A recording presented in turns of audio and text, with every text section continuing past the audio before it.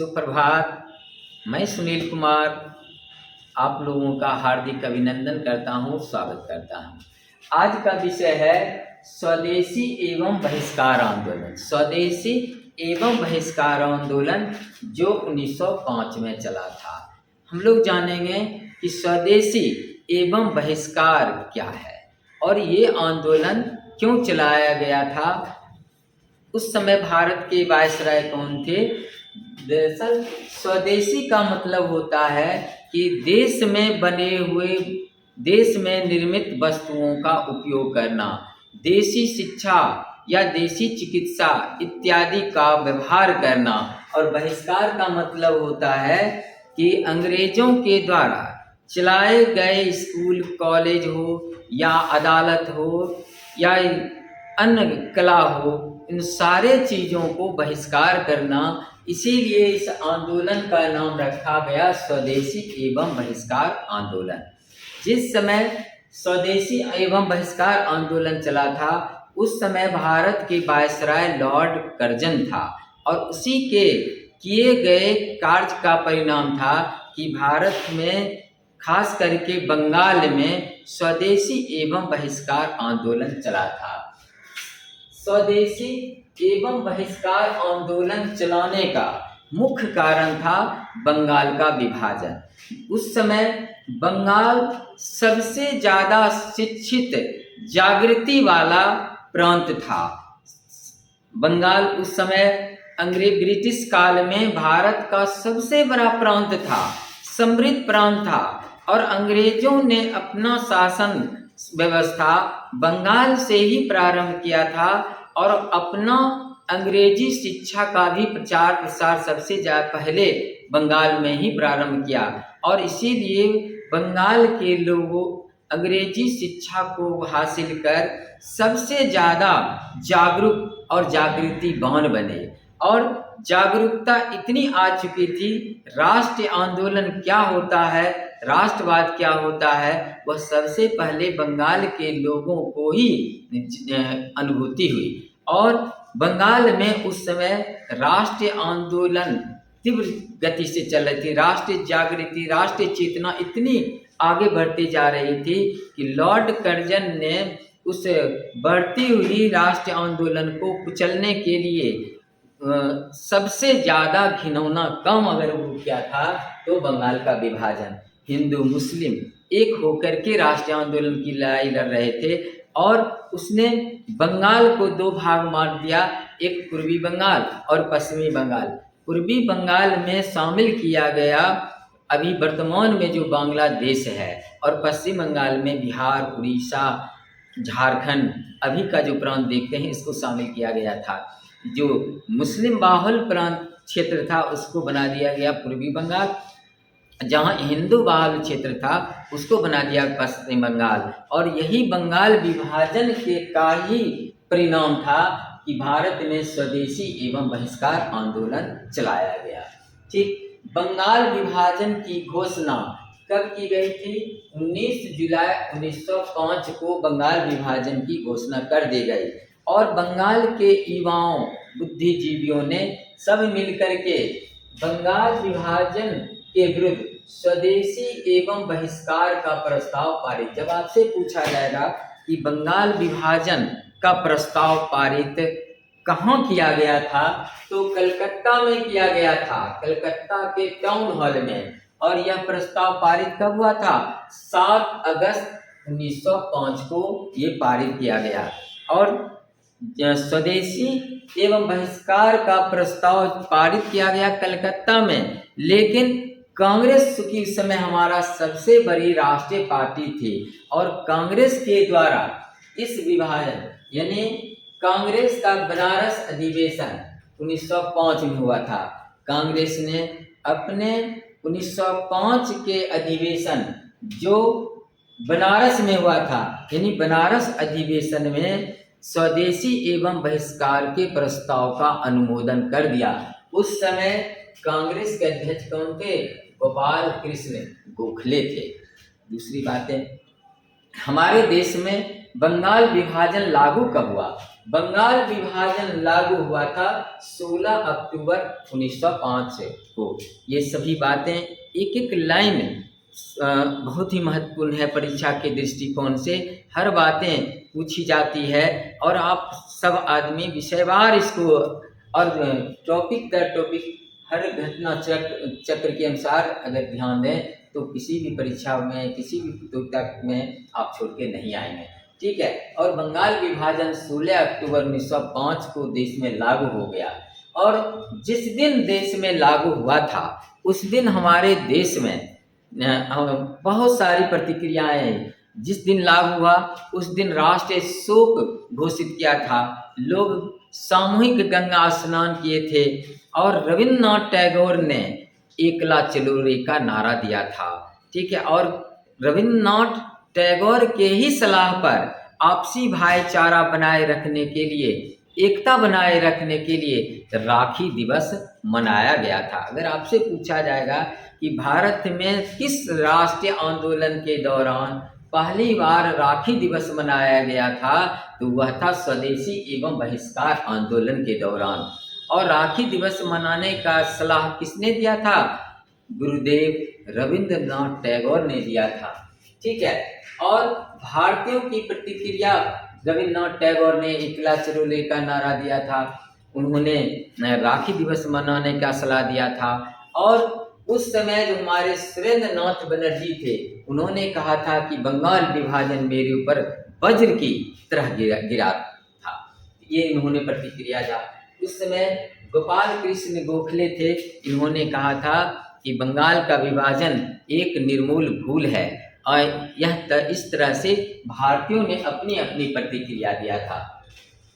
और इस आंदोलन की सबसे बड़ी उपलब्धि क्या थी? इस आंदोलन की सबसे बड़ी उपलब्धि थी आत्मनिर्भरता और आत्मशक्ति। ये इस आंदोलन की सबसे बड़ी उपलब्धि थी। और उसी समय एक अंग्रेज अधिकारी था जिसका नाम था वैलेंटाइन चिरोल, उसने एक पुस्तक लिखा था इंडिया अर्नेस्ट, और उसी में बाल गंगाधर तिलक को भारतीय अशांति का जनक कहा। बाल गंगाधर तिलक को भारतीय अशांति का जनक कहने वाले कौन थे? Valentine Chirol. और इसी ने कहा यही आदमी है जिसके चलते से यहाँ भारत में अशांति का माहौल बनता है, इसीलिए इनके ऊपर प्रतिक्रिया दी गई। उस समय कुछ स्वदेशी स्वयंसेवी संस्था भी था, स्वयंसेवी संस्था ने भी सहयोग किया था इस आंदोलन में, लेकिन सबसे ज़्यादा अगर कोई सहयोग किया था तो स्वदेशी बांधव समिति, इसकी स्थापना अश्विनी कुमार दत्त ने किया था। जैसे आपसे पूछा जाएगा स्वदेशी आंदोलन में सबसे अधिक भूमिका किस स्वयंसेवी संस्था ने किया था? वह था स्वदेशी बांधव समिति, उसी ने किया था। स्वदेशी आंदोलन पर कला साहित्य का भी प्रभाव था। यह भी जाने हम लोग कि स्वदेशी आंदोलन के दौरान कौन सा ऐसा साहित्य था जिसका स्वर्ण काल था? वह था बांग्ला भाषा। स्वदेशी एवं बहिष्कार आंदोलन के दौरान कई स्वदेशी भाषा पर आधारित पुस्तक लिखी गई थी, इसीलिए इसको कहा गया कि बांग्ला साहित्य का स्वर्ण काल। जैसे हमारे रविन्द्रनाथ टैगोर ने अमार सोनार बांग्ला की रचना की, जो 1971 में बांग्लादेश का वह राष्ट्रीय गान बना। इसी आंदोलन के दौरान उन्होंने गीतांजलि का संकलन किया। गीतांजलि क्या है? गीतों का संकलन है। और उसी पर उनको 1913 में उन्हें साहित्य का नोबेल पुरस्कार भी दिया गया था। कला के क्षेत्र में भी कई बदलाव आई। उस समय स्वदेशी कला को बढ़ावा दिया गया था। ये जो हमारे हैं अवनींद्रनाथ टैगोर ने जो पाश्चात्य कला थी, यानी अंग्रेजों के द्वारा चलाई गई कला थी, उसको त्याग दिया और भारतीय कला पर आधारित कलाकृतियां बनाई जाने लगी। जैसे अजंता एलोरा की कला का जो विषय वस्तु था, मुगल कालीन जो चित्रकला थी, उन सारे जो हमारी स्वदेशी चित्रकारी थी, उस चित्रकला को अनुकरण करते हुए भारतीय चित्रकारिता को बढ़ावा देने लगा वो थे अमितनाथ टैगोर थे।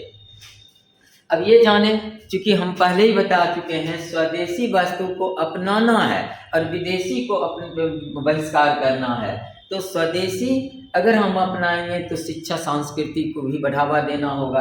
तो स्वदेशी शिक्षा भारत में भारतीयों के द्वारा स्वदेशी शिक्षण संस्था का भी स्थापना किया, जिसमें सबसे पहला था Rangpur national college, Rangpur national school, Rangpur national school की स्थापना जो 8 नवंबर 1905 में किया गया था।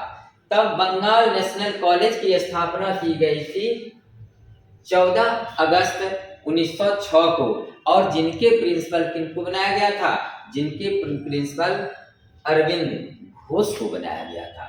जो अरविंद घोष उस जमाना का सबसे ज्यादा यानी गर्मपंथी नेता थे। लाल बाल पाल, आप नाम जरूर सुने होइएगा, ये गर्म दल के नेता थे। लेकिन उससे पहले गर्म दल के अगर कोई नेता थे यही थे अरविंद घोष थे। और राष्ट्रीय शिक्षा परिषद की स्थापना की गई थी 15 अगस्त 1906 को, जिसके संस्थापक थे सदगुरुदास बनर्जी थे। ये सारे संस्था क्यों बनाए गए थे? ताकि भारत के लोग ब्रिटिश संस्था को, शिक्षण संस्था को बहिष्कार करें और स्वदेशी स्कूल में पढ़े। इसके लिए यह स्थापित किया गया।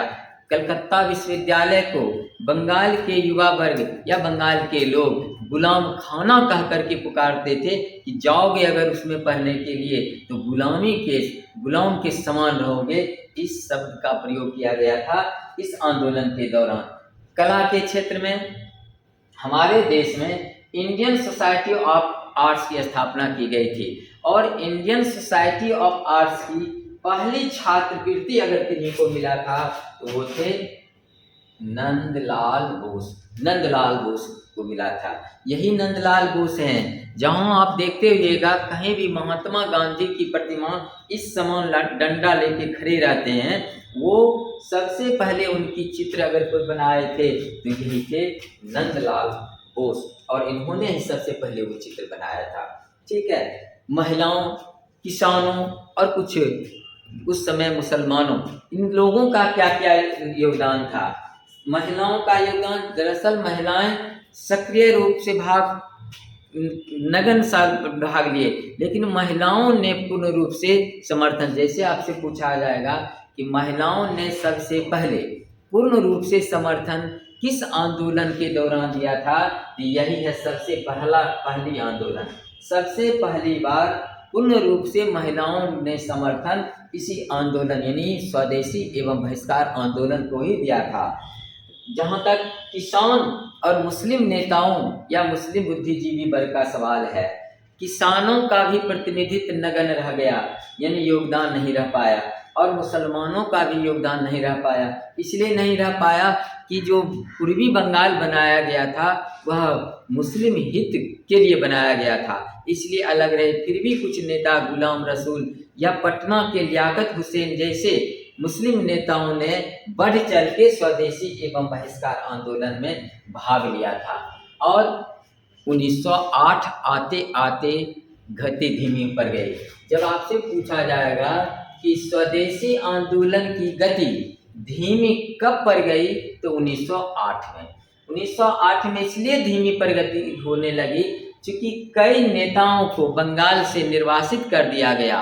बाल गंगाधर तिलक उस समय सबसे सशक्त आंदोलन में सक्रिय रूप से भाग ले रहे थे, उनके ऊपर भी कार्रवाई शुरू हो चुकी थी। दरअसल बंगाल के प्रिय नेता थे, ठीक, उनका नाम था अश्विनी कुमार दत्त, और कृष्ण मित्र को दोनों को बंगाल से निर्वासित कर दिया, जिसके चलते स्वदेशी एवं बहिष्कार आंदोलन कमजोर पड़ने लगा।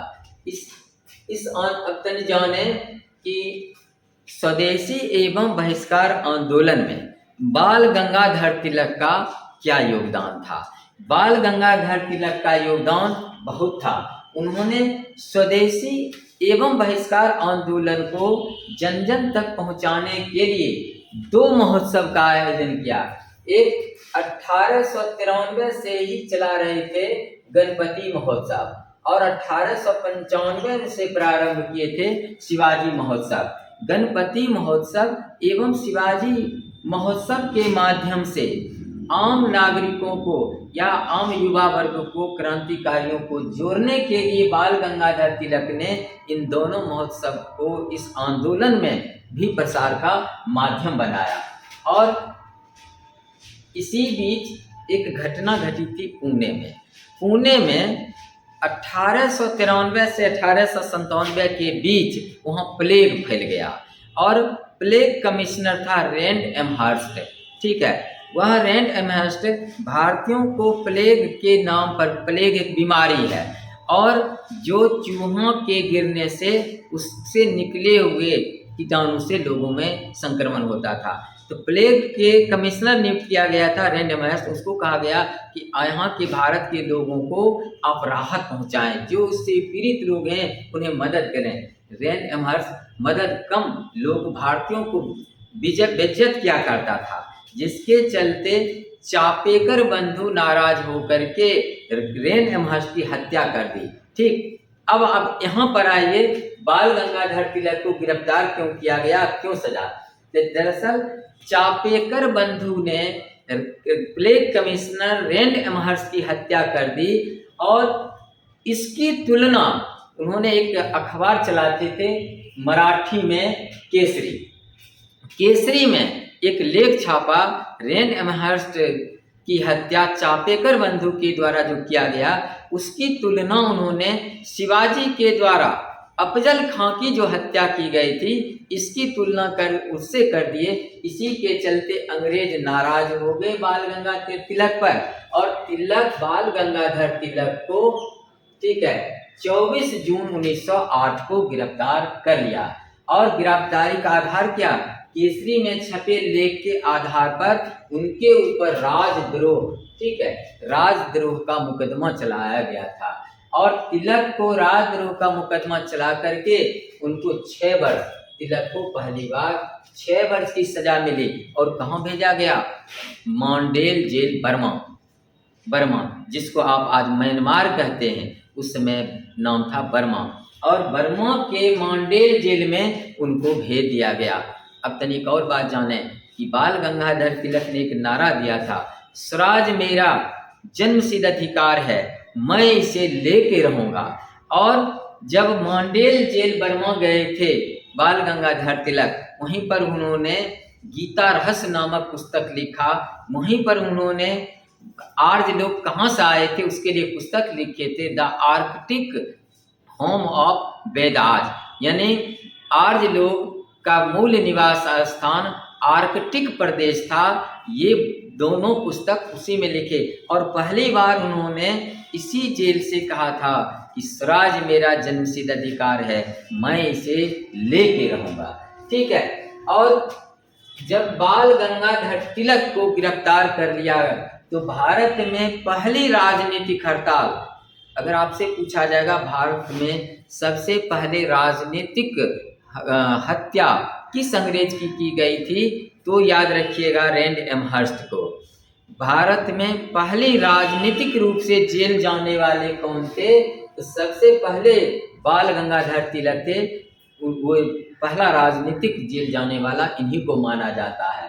और भारत में पहली राजनीतिक हड़ताल, दरअसल कपड़ा, बम्बई के जो कपड़ा मिल मजदूर थे वो अपनी मांग के लिए हड़ताल नहीं किए थे, बल्कि तिलक की गिरफ्तारी के खिलाफ वो हड़ताल किए थे।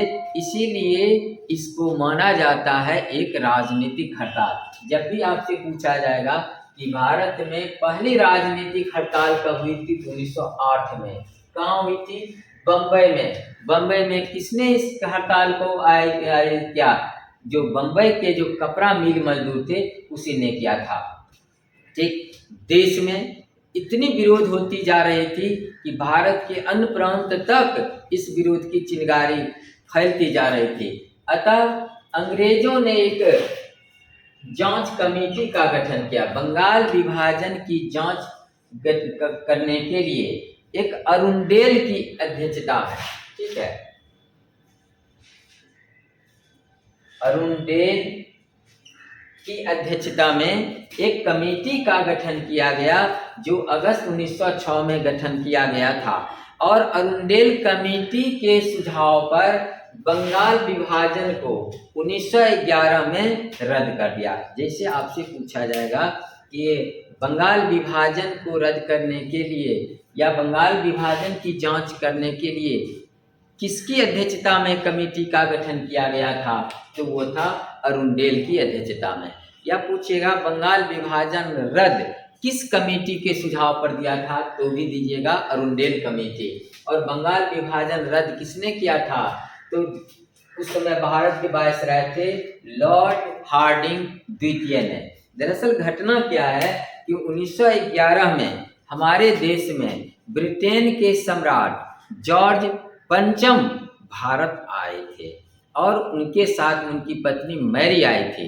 और उनके स्वागत करने के लिए दिल्ली दरबार का आयोजन किया गया था।